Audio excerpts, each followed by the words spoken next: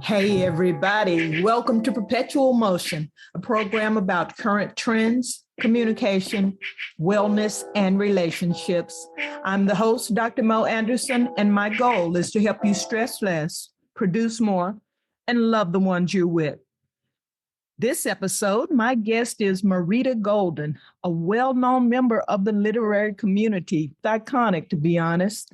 She is the co-founder of the Zora Neale Hurston Richard Wright Foundation, a creative writing coach, and author of the new book we'll be discussing today, The Strong Black Woman: How a Myth Endangers the Physical and Mental Health of Black Women. In this book, she writes about her journey from strong Black woman to a new age strong Black woman who prioritizes self-care. Topics in this insightful read include colorism, mental health, rape culture, how and why Black women fail to breathe. Ooh, that hits close to home. All adding to the evolving public discourse about Black women's health. Marita Golden. You can't say Dr. Mo ain't tell you. Nothing fear, man. Defies the consequences of failure. What are you scared of?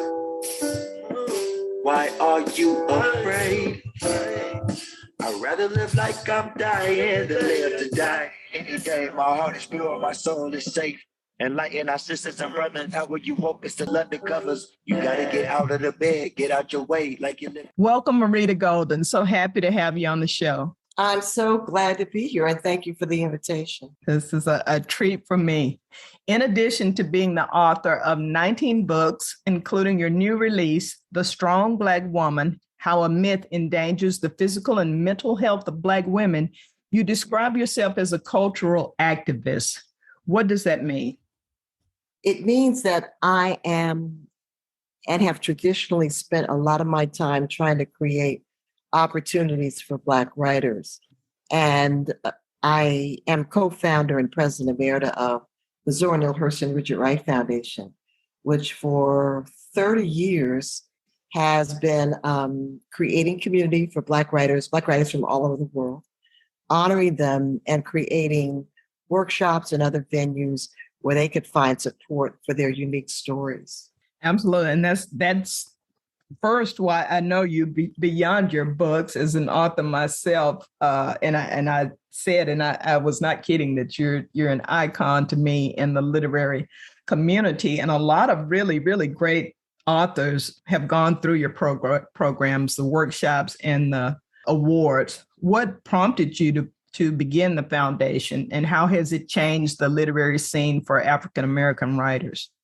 Well, it was founded at a time when there was a whole new group of Black writers that I was part of it, and a whole new generation, people like Terry McMillan, myself, B.B. Moore Campbell.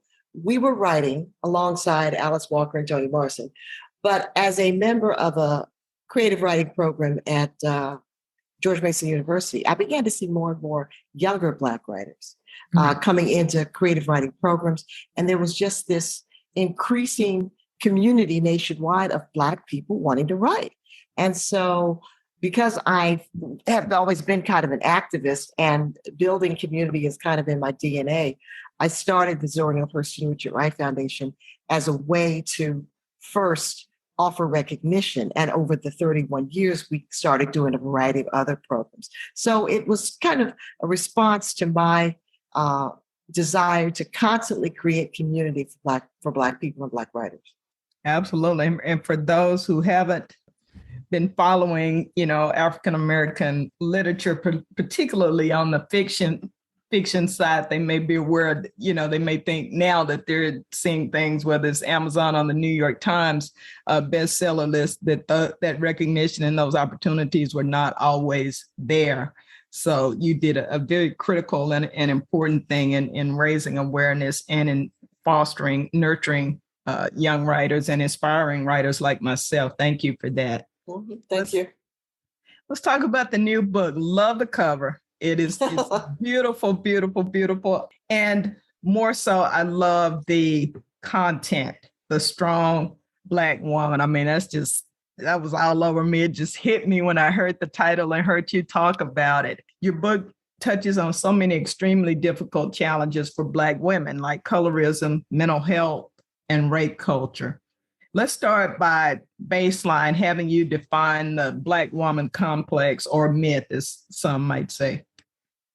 Well, the strong Black woman ideology, complex, belief is a deeply embedded cultural belief that I kind of think has a chokehold on the Black community, especially Black women. It grows in part out of kind of adapting to our enslavement, because when we were enslaved, of course, we had to be strong. We had to be physically strong, emotionally strong. And in a way, we were treated like animals. And so what we did was we took the belief that we were strong, which was used as a way to diminish us, and turned it into sort of language that we've used to uplift and inspire. But the problem with the strong Black woman complex is that it is deeply grounded in kind of a diminishment of Black women. It says that Black women are strong, are resilient. Black women should sacrifice themselves for community, for family, and that care of self is something that is not a priority for Black women, because we have to save the race, we have to save our families. And the result of that, of course, is that, in the words of one of my friends, therapist, Audrey Chapman, she says, Black women are the most neglected women in America. We are taken for granted. We are used. We are abused. And the strong Black woman, and a lot of this is at the hands of our families, who put enormous responsibilities and burdens on us and assume that, well, your grandmother could survive it, your mother could survive it, so you can survive it too. And what happens is Black women are on emotional lockdown because we believe so strongly that we have to be strong all the time. We're separated from the normal expression of emotions like fear, anxiety, self-doubt, and all locking in all those emotions really is literally and figuratively killing us. We have terrible health statistics, diabetes, stroke, heart attack, and we're often separated from our bodies in that we have a sort of a mind-body disconnect, because the strong Black woman complex says, oh, if you're feeling like you're having a stroke, don't worry, you can go on through it. Oh, if you feel like you've got a headache, oh no, you got something else to do. So we censor the voice of our pain. Right.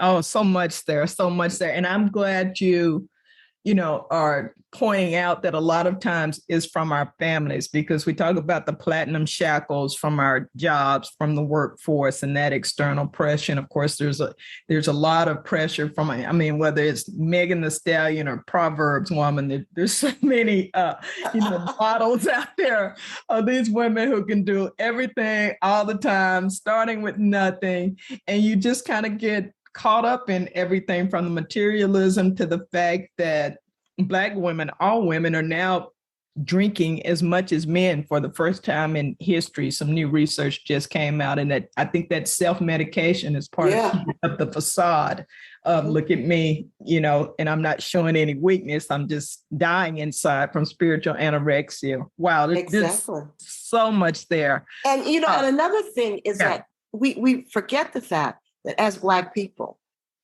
our bodies, our minds, and our spirits are under assault 24/7 by systemic racism. And systemic racism is something that gets into our bodies like a stress factor. It's a stress factor inside our bodies, like blood, like cells, like DNA. And it makes it harder for us to heal. It makes it harder for us to lose weight. It makes it harder for us to get mentally healthy.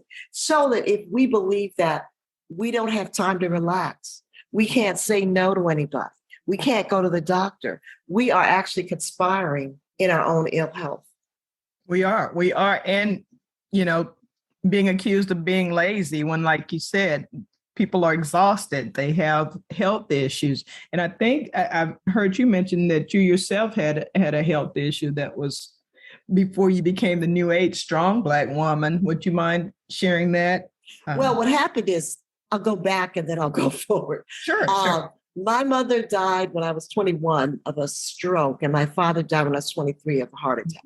I'm sorry. So that means that I had stroke and heart attack in my gene pool. So I saw them die when I was pretty young, and I decided that I was going to have a very healthy life because I wanted to outlive. I wanted to live a much longer than they had. They died in their 60s. So in my 20s, I started exercising, eating right, meditating, going to a therapist if I needed to, going to doctor if I needed to. And a couple of years, well, about 2 years ago, I had an incident where I thought I was having a stroke. Turned out that I wasn't having a stroke, but an MRI revealed that sometime in the past, I'd had 2 silent strokes. Now, what that told me was that silent strokes are very common, first off. Millions of people have them. And they do destroy brain cells, but they're not nearly as serious as a fatal stroke. But if I had not adopted that lifestyle in my 20s and carried it on through to my age now, those 2 strokes could have been fatal.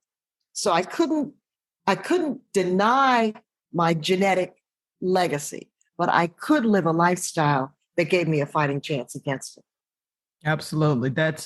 And knowing your genetics is well. I don't think we talk enough in our community about, whether it's fibroids or, the goiter they used to call in the thyroid condition, all of Exactly. that, it is a genetic tendency. It's not just your uncle, your parents. Is a possibility that can happen to you. And when you know better, you should do better.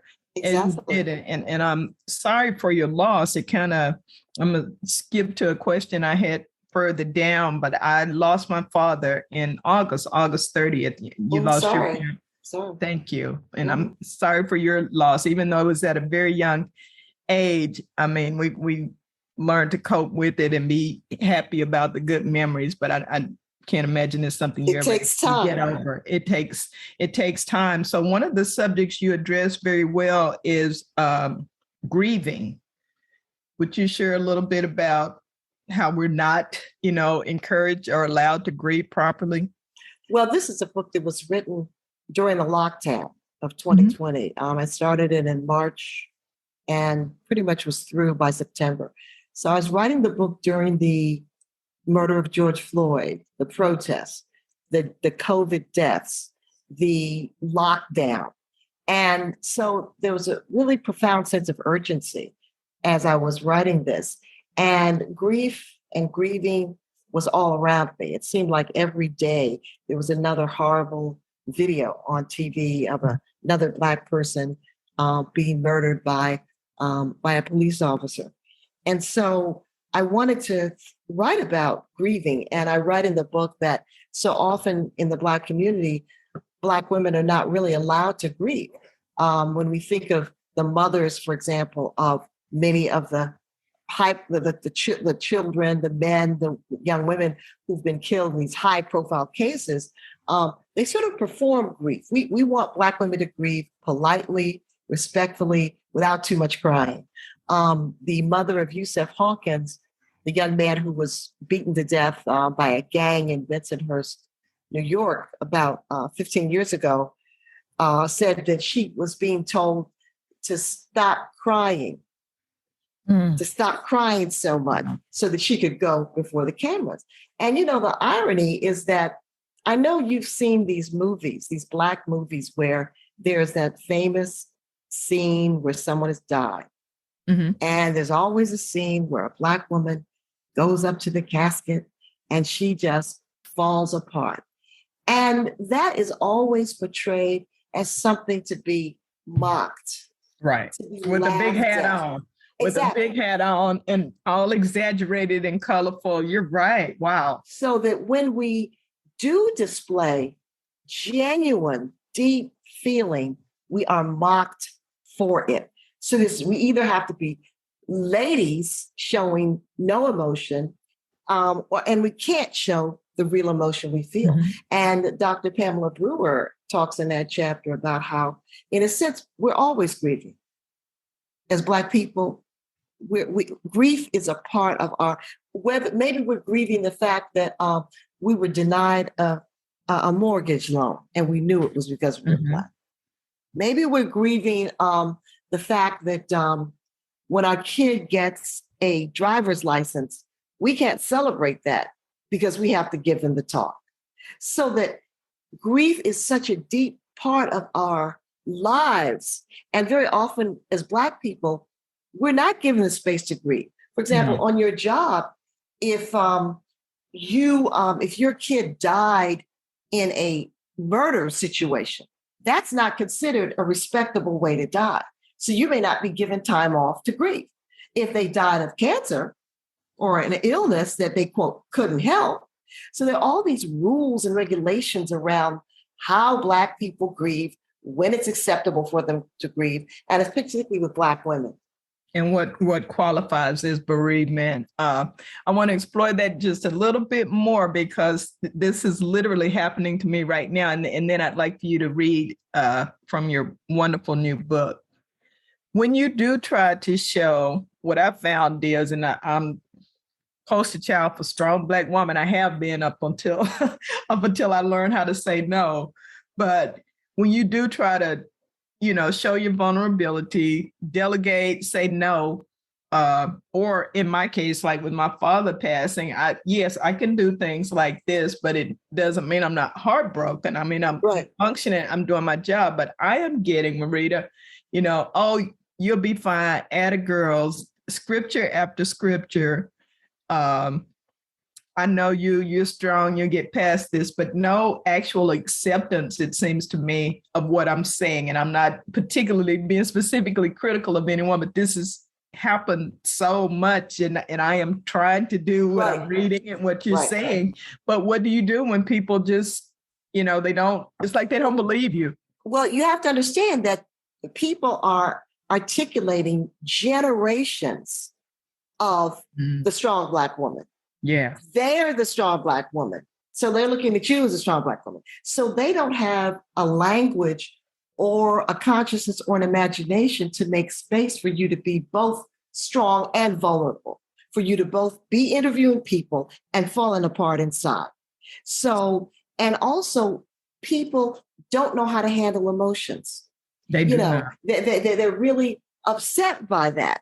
But I think that you have the right to say, thank you, but I'm really hurting. And I think it's really important for us to say out loud, I'm hurting, because that legitimizes the idea that you are hurting. And if you don't say it, people never get used to hearing it. That's excellent. I think I probably would say something like I'm challenged or I'm struggling, but to use the word which actually reflects what's really going on with me, I didn't have that language. That's and you're not asking anybody to do anything other.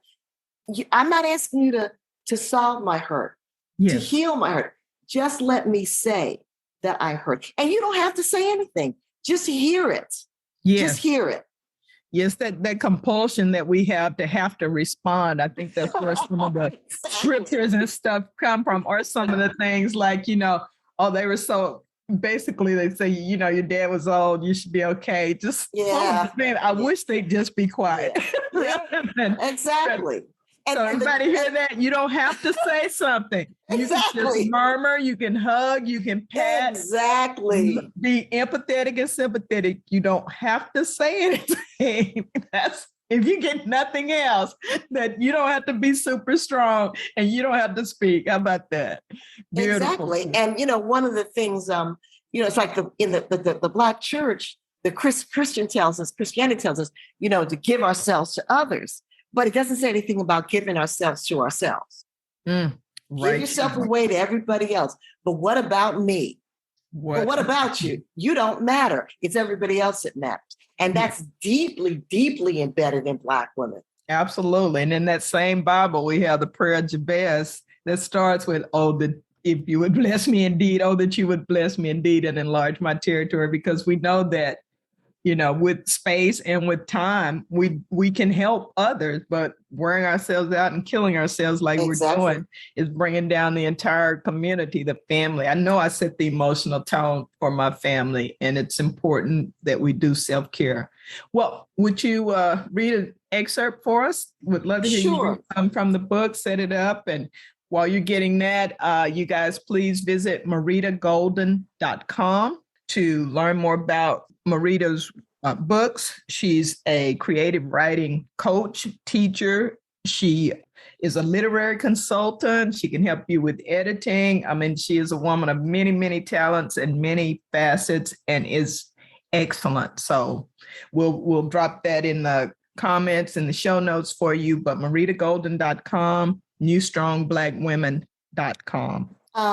One of the things I wanted to do in the book was I wanted to make a space where Black women could talk about their stories of healing, trauma, and could detoxify the idea of therapy, going into counseling and getting professional mental health care.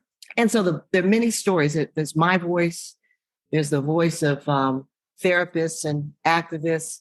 I write about R. Kelly. I write about Zora Neale Hurston's Their Eyes Are Watching God. I mean, it's a book that's kind of a rich tapestry. But for me, the heart and soul of the book is probably these stories that these women told me with a lot of generosity.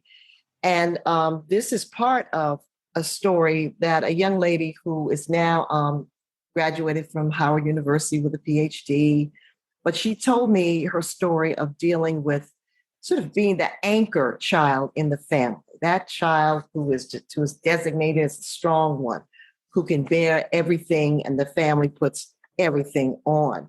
And in her family, her father struggled with alcoholism.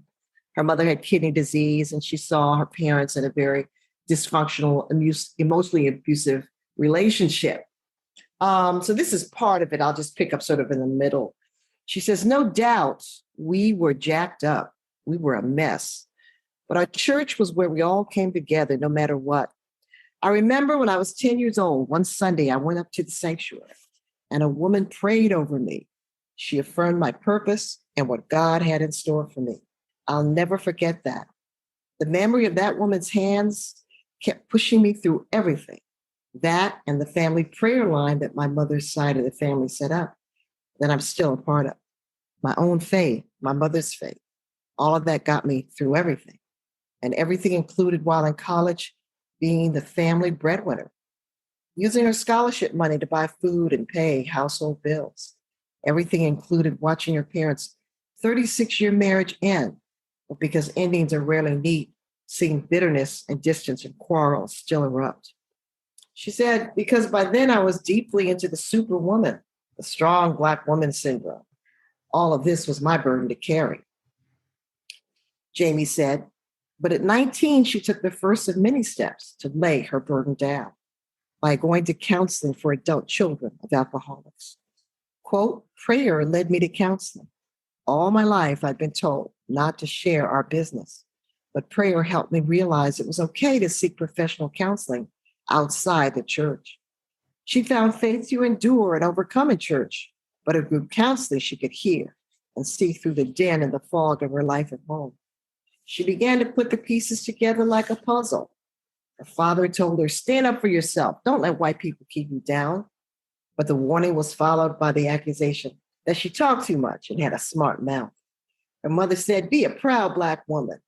Be strong. I love you. But don't tell anybody our business. Tell me what you feel.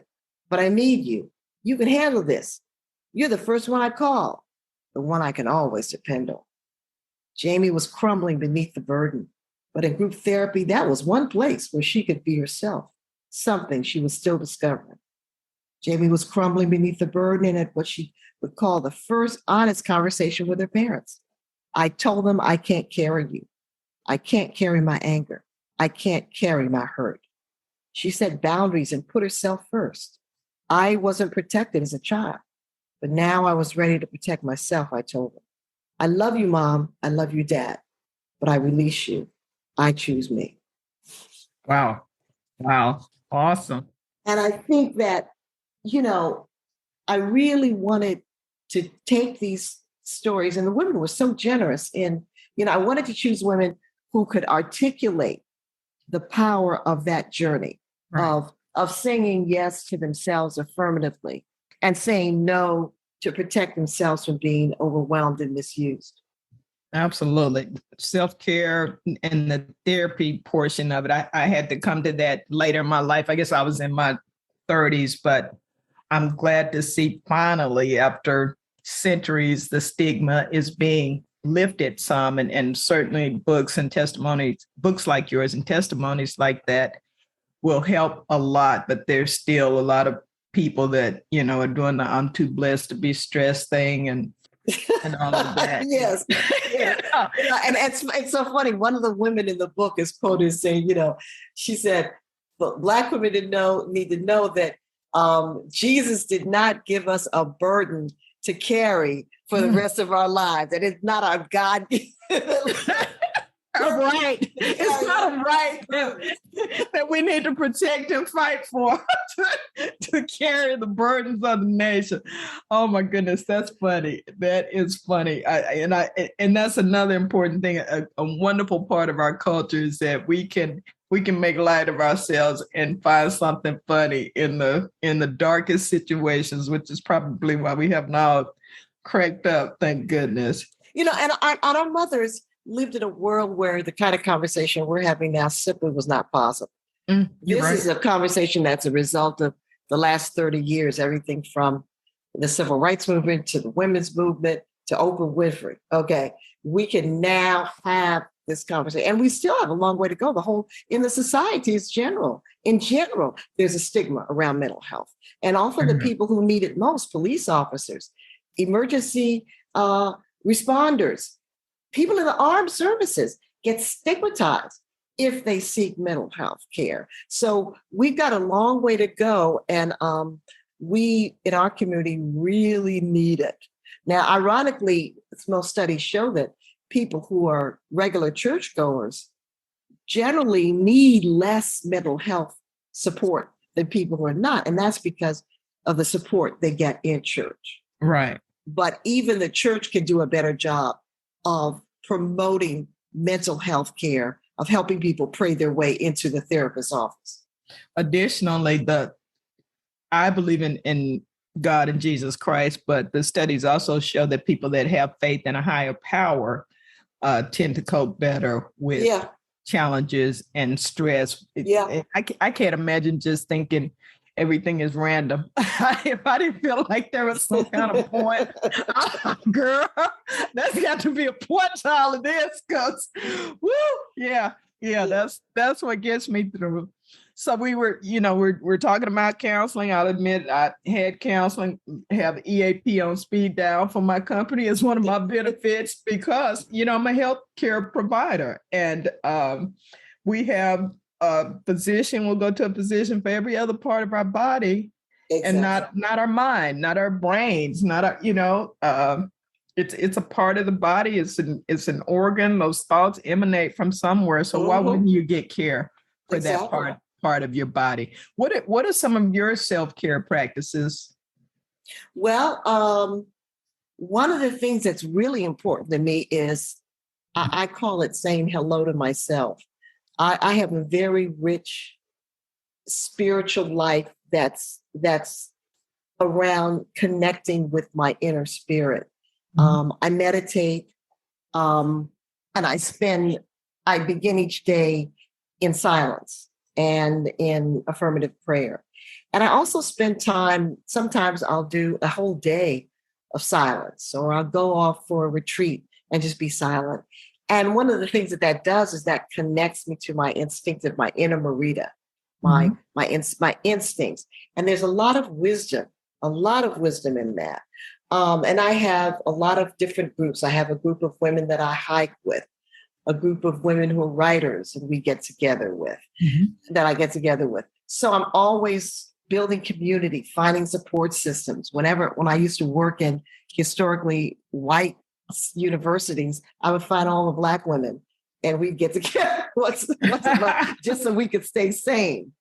So, and then also I've learned to say no. I mean, Yes. I'm a funny person. I never really had a problem saying no, and it always puzzled me when Black women much older than myself would say that. But everyone didn't. For example, many Black women have grown up in dysfunctional families where they were not mothered, where they were not fathered, where they were not loved in ways that promote a sense of autonomy, a sense that they deserve to say yes to themselves. And so I was very lucky in that I did grow up in a family where I could come out of that family and know, well, no, I think, you go ahead and do that yourself. Or, yes, I'm going to celebrate myself. And then also my body. I mean, I think it really hit me very strong when I saw my mother die when I was 21 and my father died when I was 23. That just shook me totally. And I was just in the doctor's office regularly and taking care of my body. Good for you. Those are the three things I do. Yeah. Those are all excellent practices. But it's not so easy because I say so many Black women have this history of not being mothered, not being fathered, not being truly loved. And that's why therapy is so important. Yes. What about just in selecting a therapist? I know some people just feel like therapists won't relate to them. Are there ways to find therapists of color? Or well, there's a lot of information on the internet, and there's a really good website, Therapy for Black Girls, which is founded by Dr. Joy Harden, and on that site, if you're looking for a Black therapist, she has a list of Black therapists all over the country. She also does a regular newsletter that comes out on Sundays that connects you to a whole lot of information around mental health. She has podcasts and she does things on Facebook. So she's a really good resource, but there is a lot of information on the internet now about finding culturally sensitive therapists. Absolutely. Who should, I'll say again, congratulations on the book. I looked on Amazon today. You've got a ton of 5-star reviews. I tell people aren't looking to see who the publisher is anymore. They're looking for stars and what other readers had to say. And you have amazing reviews and comments, as you should. It's a truly fantastic book. You guys can get it in ebook. It's a paperback. And I believe I saw that it's also on Kindle, and Audible, though. It's also an audio. Audible, yeah. So whatever your preferred way is of taking in information, it is available with the Strong Black Woman. Now, as I was looking through the book, I am on board with everything and very impressed with what you've written. But it also struck me that there will be women in other cultures of other ethnicities who could relate to this book. That's a good point, because I do think that, well, first, two things. One, we're living in a world which is no longer completely binary, so that we have expanding definitions of gender and sexuality.